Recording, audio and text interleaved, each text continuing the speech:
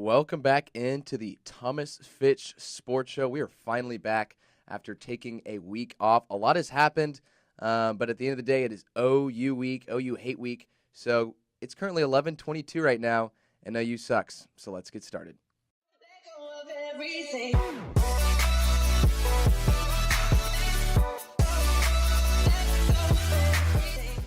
All right, so yes, we did miss a week last week. A lot of schoolwork, but this week should hopefully make up for missing the last one. Anyways, last time on the Thomas Fitch Sports Show, Texas football recap, Texas wins a huge game versus USC. Are they back? Many say yes, but Thomas says not yet. Plus, Thomas projects Boston College to be undefeated come week 9 and also undefeated Virginia Tech. And Vandy should be able to pull an upset on Notre Dame. Now let's catch up on what you've missed. Texas is back, ? Big win over TCU and then Kansas State puts the Horns at 4-1 heading into the Red River Rivalry. Plus, Boston College, yes, the one that I said would be undefeated come week 9, loses to winless Purdue. And Virginia Tech, the other team who I said would be undefeated come week 9, loses to Old Dominion. So clearly those predictions didn't come true. Who cares? It's a podcast. Nobody double checks those.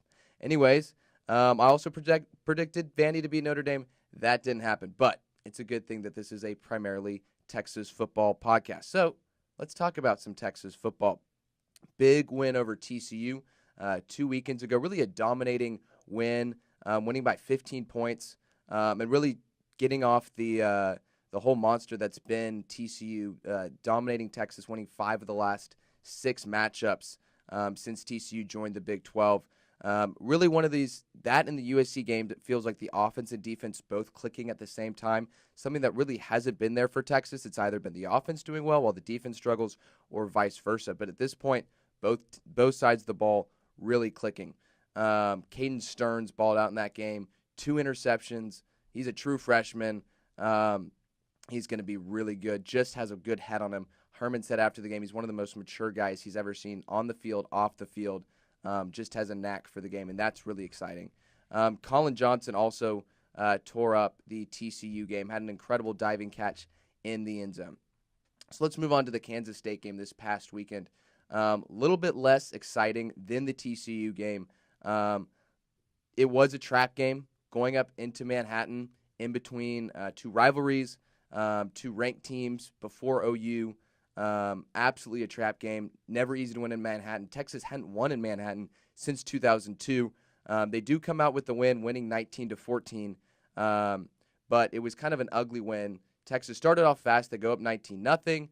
But they go scoreless in the second half, hold on to win 19-14.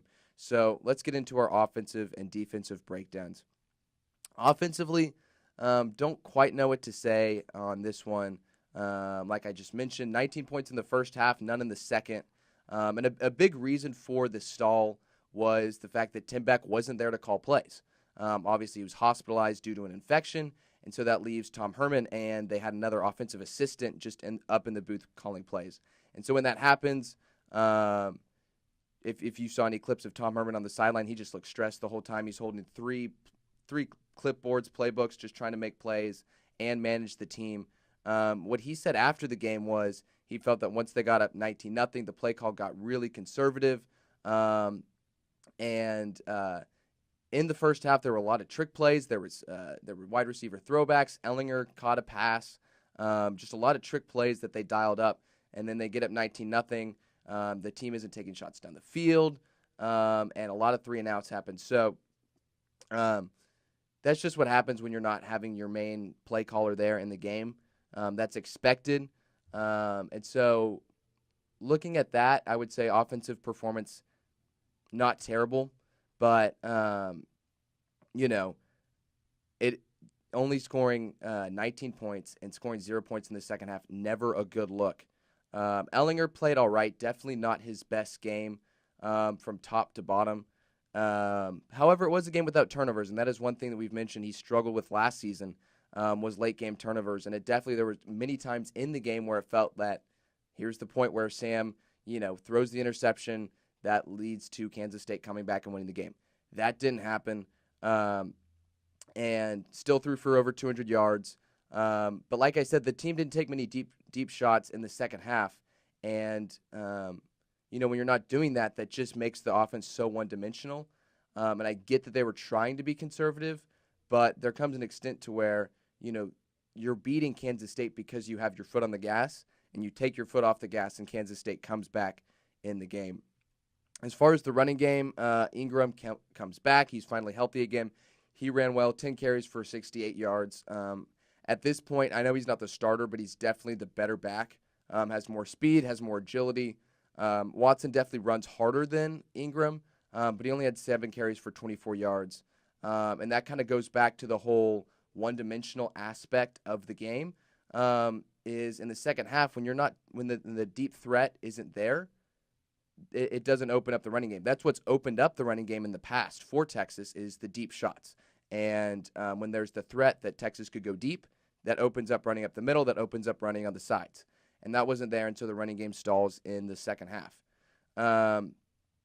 Looking at wide receivers, Colin Johnson, Lil Jordan, another great game by them, combined for, I believe, 11 catches, over 100 yards. And they're just absolute weapons. Colin Johnson had an incredible little fade catch in the end zone, just using his athleticism, his height to do that. So great game by them. But, it's tough. It's always tough to look at a game and say, okay, we scored 0 points in the second half. It's hard to have confidence in your offense. But, it's a good Kansas State team. I know they've struggled this year, but it's still Bill Snyder, and you're still playing on the road, and no matter what, that's tough. Bill Snyder gets his guys ready to play no matter how talented they are. And so because of that, any win in Manhattan is impressive. Like I said, Texas hadn't won in Manhattan since 2002. So regardless, coming into Manhattan in a trap week, getting the win, that's huge. And I think Texas started off the first half well, going up 19-0. I definitely think there's a chance that they go in the locker room up by 19 points and start thinking about the OU game. And kind of, that's why they kind of took the second half off to an extent, is you're thinking, okay, we're up 19-0. We're going to move up in rankings. We're going to get College Game Day. It's OU. If we beat OU, all of a sudden we could be, ranked really high, being a contender for, the national championship. And instead of focusing on the game. And I think that's definitely a possibility. I think as a coach, you can definitely keep players from thinking like that in the week leading up to the game, but it's a lot harder during the game to manage that. So I think that's definitely a possibility. On the defensive side, I would say honestly pretty solid. Kind of opposite, the same as offense as far as they gave up 0 points in the first half, play really good, and they gave up 2 touchdowns in the second half. And, at the end of the day, 14 points is pretty low as far as giving up points-wise, but the defense just didn't look great in the second half. Kansas State did a good job of driving, and they really went on long drives. That was the thing that killed Texas, was they only had 4 possessions in the second half. And you can't do a lot with 4 possessions in the second half, and that's because Kansas State was going on 4, 5, 6-minute drives. And that just takes up the clock. Unfortunately for Texas, because their drives are so long, it didn't really give Kansas State a chance to really fully get back into the game. Another thing about the defense was Kansas State switched quarterbacks at halftime. And they went from Alex Delton, who's more of a mobile quarterback, to Skylar Thompson, who is the better arm. And so while I'm sure Texas prepared for both guys, Alex Delton was the starter going into the week, so I'm sure they were doing a lot more preparation for Delton. So when Thompson comes in, you're having to completely throw out what you've been working on the whole week and go to a whole new scheme. And so I think that definitely explains for some of the struggles in the second half. But again, 14 points, 217 yards. That's not a bad defensive game at all.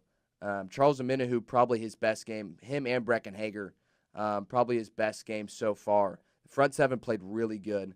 And the whole reason that Skylar Thompson came in was because Texas shut down the running game so well that Bill Snyder said, can't run the ball, so you're going to have to start passing. And so Breckenhager had a great game. Charles Omenihu had 2 sacks, one of which being a safety. The secondary was pretty quiet, and, that's the sign of a good secondary. If you're not talking much about the secondary, that's because they weren't getting burned and they were shutting down the receivers. And again, that part of that was because Kansas State didn't throw a ton.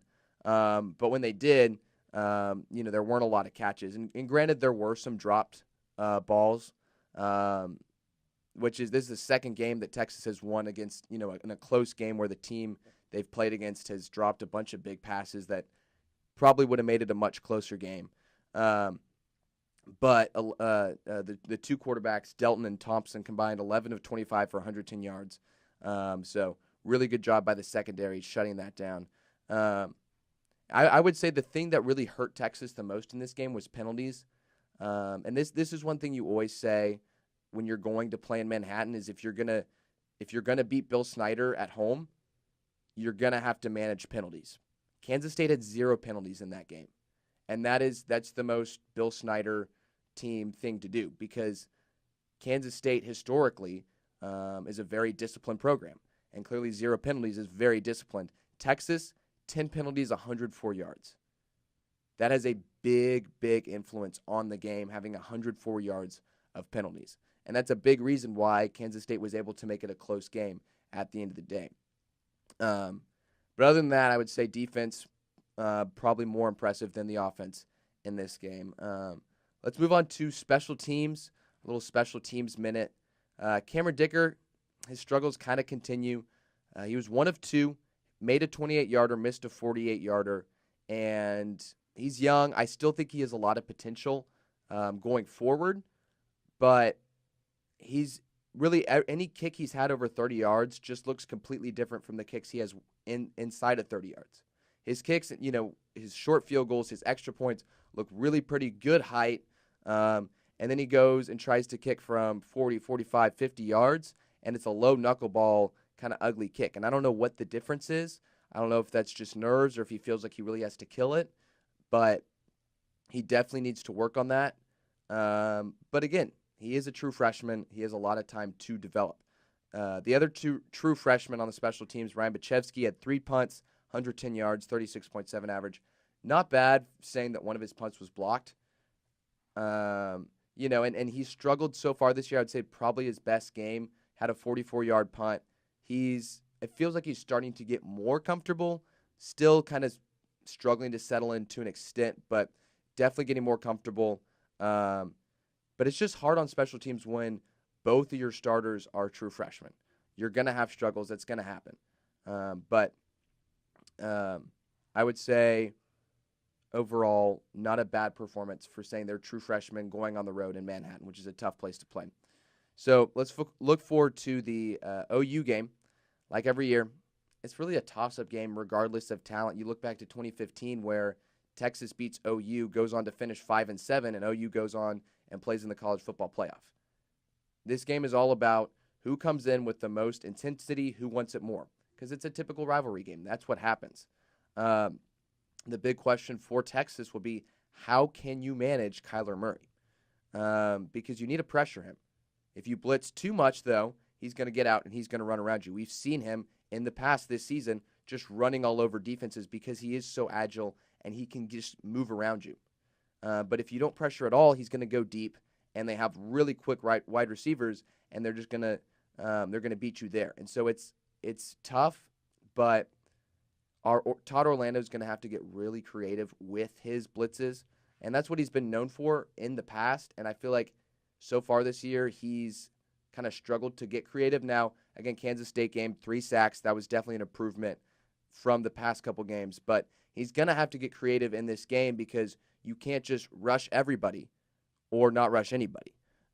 Because if you rush everybody, Kyler Murray's going to run around you and scramble all game long. If you don't rush anybody, he's just going to beat you with his arm.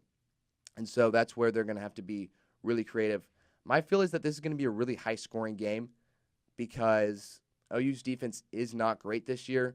You look at, they gave up some 30-something points to Iowa State 2 weeks ago. Army, they almost lose to Army. And that was another thing. OU's definitely a beatable team. And I think the past couple of years, OU's kind of had this invincible feel to them. They have Baker Mayfield leading the team. They have a lot of experience everywhere else. But this is a team that almost lost to Iowa State, had to go to overtime to beat Army, who is not a great team. So this is definitely a team that Texas can beat. And so the key for Texas to doing that, obviously, is slowing down Kyler. You're not going to stop Kyler Murray. he's great. He's one of the best players in college football right now, and it's insane to think that you're going to stop him. So your goal as a team is just to slow him down as much as you can. Offensively, Texas has to put up points, because if they can't score against this defense, it's going to be a really long day. Because, like I said, you're only going to be able to slow down Kyler Murray. OU's going to score points in this game. And so if you want to compete, you're going to have to match that. I believe the over-under is 60 for this game. I would take the over. I think it'll be really, really high scoring. But this is going to be a big game for Ehlinger to kind of prove that he can win big games. Because even in the big games that he's played in this year, USC, TCU, those teams were ranked, but they weren't ranked highly. And, by the end of the season, those teams may not be ranked. This OU team is legit. And if he wants to prove that he's the starter, he's the leader of this team, he's going to have to lead this team and really manage turnovers. So that's kind of my take on that. Just a little bit of hype for this week. We'll have some clips if you're watching on YouTube, or if you're listening, we'll add some audio. So last week, OU Student Television, they're displaying their great journalism ethics. They threw the horns down on TV. Here's the clip of that. I'm going to go with Texas. Okay. That's the first game. I think they'll win. Don't worry. But I'll say Texas will be the toughest game left. Look, I hear you, man. I really do. But the thing is that Texas sucks, so we're not even worried about it. Not even worried about it. So my first thought of this was, well, that's poor journalism. Displaying bias, throwing the horns down on TV. But you know what? Screw it. It's OU Hate Week. Roll the tape.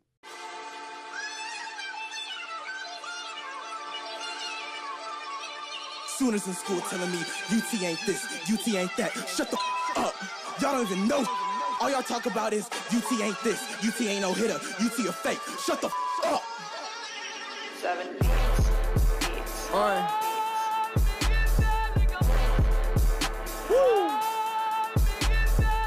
Got this anger that been brewing up inside of me. Think it's time for the Red River Rivalry. Y'all got collar that's real cool, that's real cute. Gonna be real nice when he throw a pick too. Get your IQ up, boy, pay attention. Sick of hearing y'all talk about the white and crimson. Cause we gon' leave it burnt. Y'all might wanna turn this down, it's gon' hurt. Got 61 wins, see a 46. Numbers don't match, these are facts that you can't dismiss. Like Stoops and the problems that he had with his troops back at 16. And my 16's coming real mean to your whole team. Grab the benzene, let's speak on Barry Switzer. He was cool players, doing a lot more to roller switches are. Now I'm getting vicious, I probably shouldn't get up in this, but I'm committed like the players that you bribe. Welcome to my Dodge Drive, this is do or die. I ain't scared of pressure, this is where I rise. Unlike the guys on the other side, yeah, I'm talking marquees. Can't wait to see them hands flop when it's marquee. Oh me, oh my, I just dug myself a hole with all these guys, but it's cool cause I'm cold, drop ice out just to throw chills down they soul, homie. You already know when them horns go up, it's a dub. It's a dub. Y'all should be afraid of us. Someone read a sermon to Trey, cause he gon' need to pray if he rushing our way. Nah, not today. Like, I ain't wanna really play with all the rumors. I ain't wanna really mess with all them Sooners. Love to see y'all think you're important. Boy, stop acting tough, you living Norman. Cock back, kill shot when I aim it. Y'all can have 4 quarters, but the outcome ain't changing. Standing ovation from the people that never evaded or debated our greatness through any situation we made it. Now I'm turning into an animal Hannibal, but I ain't talking burns, cause we shooting at the gate, boy, I'm talking turns. No, you heard it, but you coward, cause you cowards, and I can't wait to light the tower. Y'all ain't got Baker's Gap teeth to save you no more. I'll be laughing, watching your saddest pointing towards the scoreboard. And this ain't luck, it's by design. And we'll see what happens in due time. Cause after this game, what a number by your name, going back like your coach's handline. Good Lord, that's cold. Got dogs in the front line. Y'all a bunch of felines that are on the decline. This a game to define legacy. And none of y'all next to me sweating me, especially when I be ripping it apart from the jump. Stopping on you like a mad boy. We coming for the hat. Had to put us on the map when it's all said and done. Y'all already started this week going 1. Little boy. All right, so for those of you who are watching live, basically, if you really want to see the exciting clips, check it out on check out the podcast on YouTube or iTunes, because the famed Arya Basami dropped an OU diss track. So if you want to see the video of that, make sure to check it out on YouTube and iTunes. Anyways, when we come back, we're going to be talking college football. All right, so let's do some college football talk, and I think we'll do the same thing we've been doing this whole year, just kind of going conference by conference, breaking it down. Feel like there's not a ton to talk about, but let's get started. So in the SEC, I'll break it down simply. Bama's good, Georgia's good, LSU's good, Auburn could be good, Kentucky could be good. That's about it. It's just there's no reason to say that Alabama's not going to win the conference championship, or at least be in the conference championship. They're just too good, and they keep dominating. And granted, they've also since last time, I mean, they played Louisiana Lafayette, so that's not a great measurement, but this is and people are writing, saying this is one of Alabama's best teams ever. I would say definitely offensively it's one of their best teams ever. I don't know about defensively, but without a doubt, Tua is playing out of his mind, and so there's no reason to not put them number one. There's no reason to not say that they're going to win the conference championship. Georgia still looks good.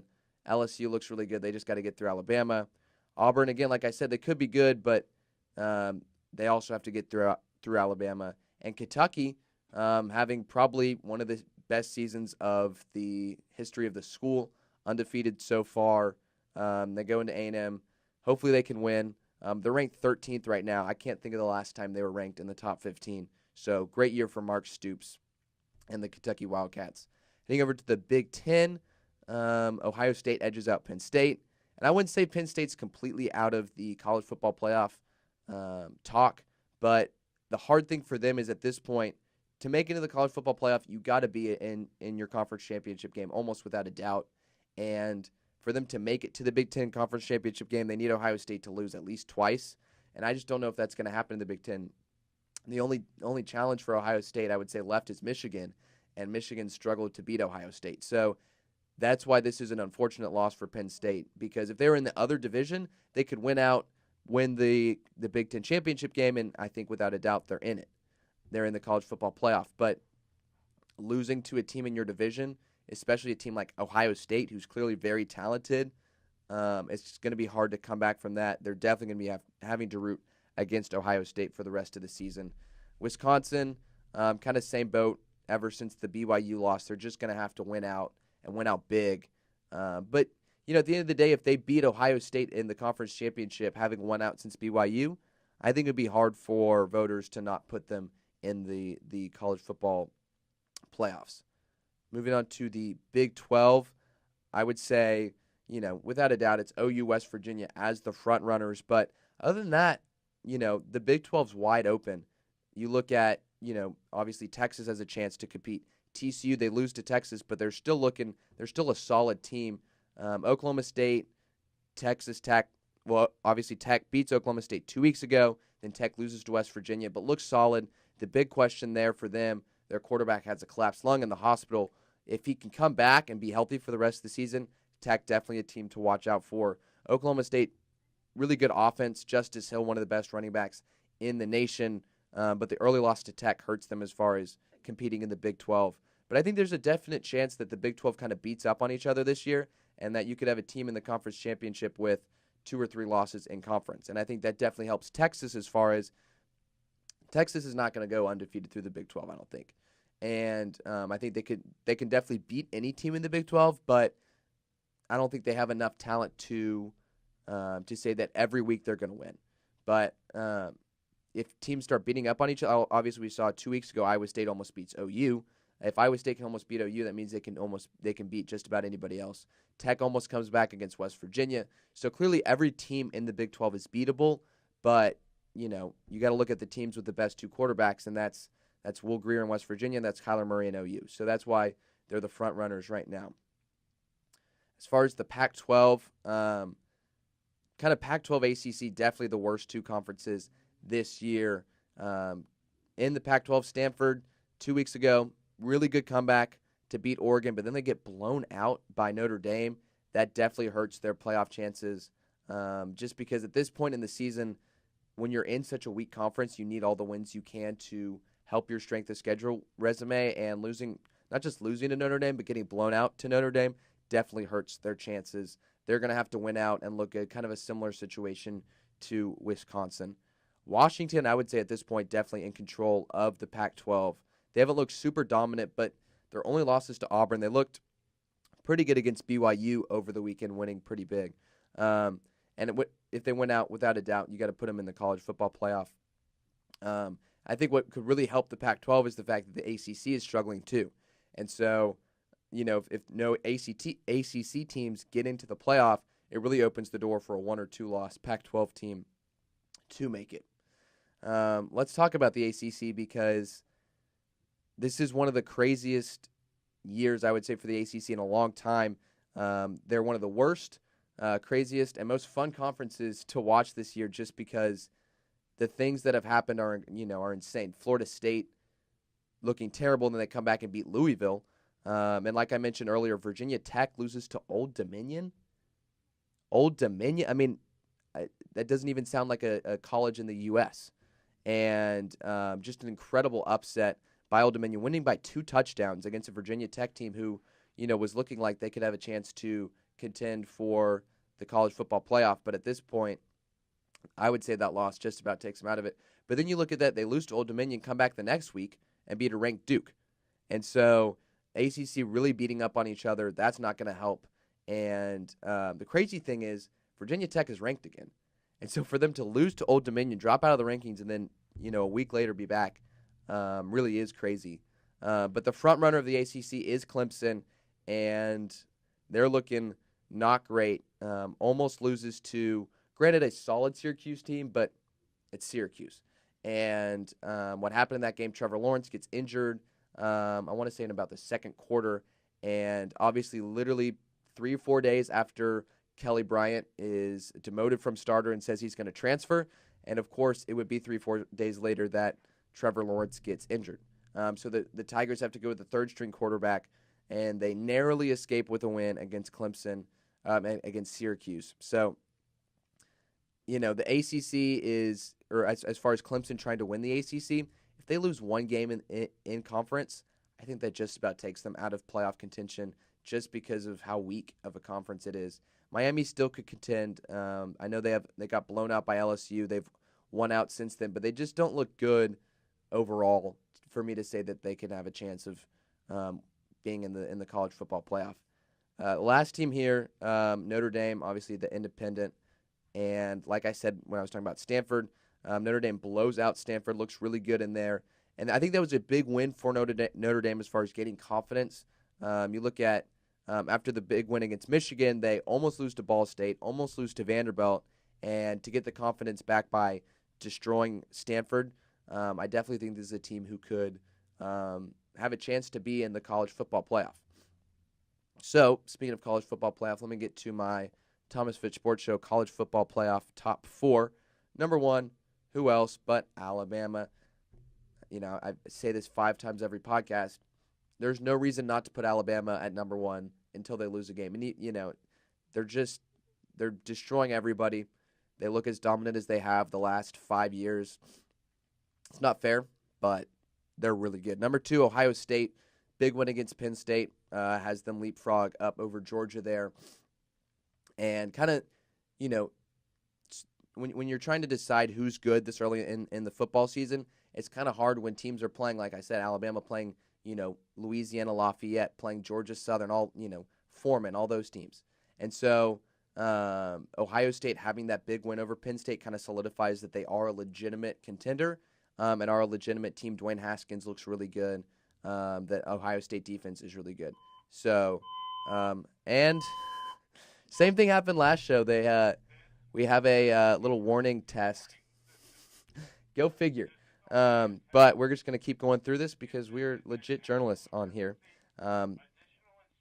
Do not worry, this is just a test. What is not a test, Georgia football, really good team. Apologize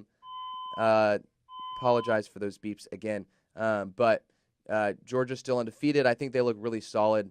At this point, the only team who can really, I think, challenge them in the SEC East is Kentucky, who I mentioned earlier. But again, the question with Kentucky is how legit are they? They've played some good teams. They haven't played any great teams. I think the Kentucky-Georgia matchup will actually be a good game this year. That's definitely a game I'm looking forward to. The last team I'm going to put in the top 4 right now is going to be Notre Dame.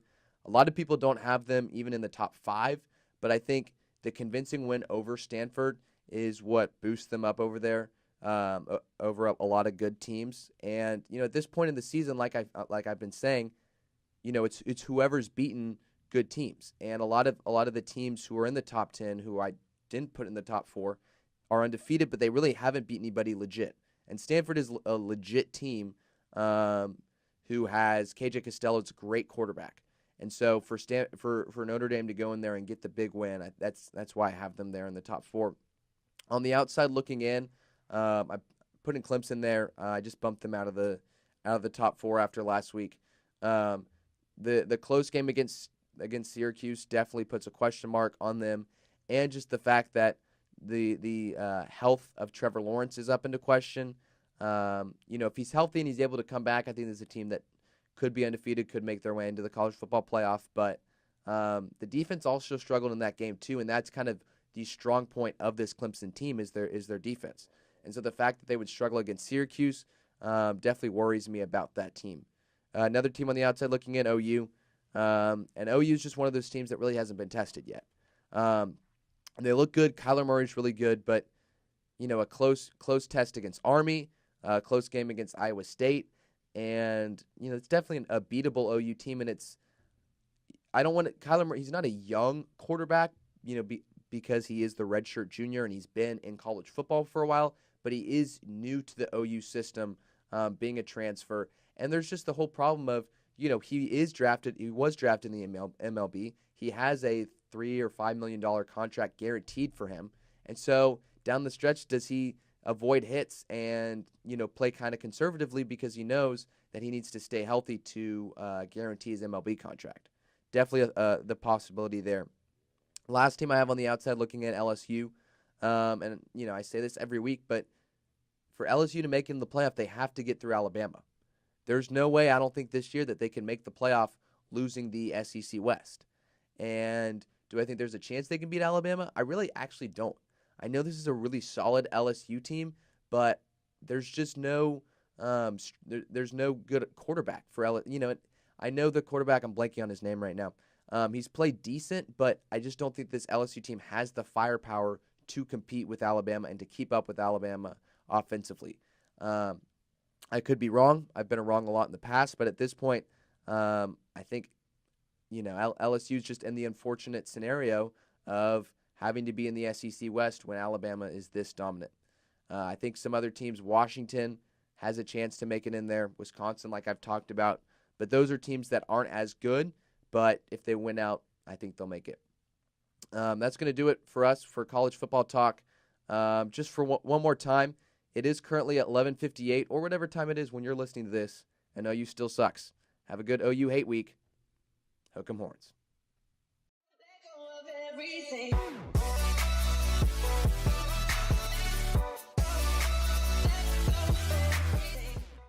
Love to see y'all think you're important. Boy, stop acting tough, you living normal.